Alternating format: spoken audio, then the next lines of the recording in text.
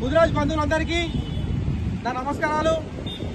మరి 60 ఏళ్ల కళ ఎట్లా సాకారమైనటువంటి ఒక పరిస్థితి వచ్చినప్పుడు 2009లో తన ఆత్మ బలిదానమే దీనికి పరిష్కారం అని, నా యొక్క ప్రాణం పోయినా సరే నా భవిష్యత్ తరాలు మంచిగా ఉంటే బాగుంటుంది, తెలంగాణ ప్రజలు బాగుంటే బాగుంటుంది, ముదిరాజ్ బంధువులు బాగుంటే బాగుంటుంది అని చెప్పి తన యొక్క ప్రాణాన్ని తృణప్రాయంగా వదిలినటువంటి కానిస్టేబుల్ కిష్టన్న యొక్క ఆత్మ బలిదాన ఫలితమే ఈ రోజు తెలంగాణ మరి రాష్ట్రంలో అనేక సామాజిక వర్గాలు ఉన్నప్పుడు ఎస్సీ ఎస్టీ బీసీ మైనారిటీ వర్గాలు ఉన్నప్పటికీ అత్యధికంగా జనాభా ఉన్నటువంటి ముదిరాజులే తెలంగాణ ఉద్యమంలో ముందుగా పాల్గొన్నారు, ఎక్కువ సంఖ్యలో పాల్గొన్నారు.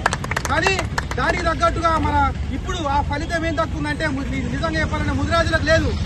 మన మెజారిటీ ఉన్న వాస్తవం కానీ మనకు ఎటువంటి రాజకీయంగా ఉన్నటువంటి పదవులు అయితే ఉంటాయని అందుకోలేకపోతున్నాం. రాజకీయం కానీ సామాజికంగా ఇంకా అనుకోకపోయినాం.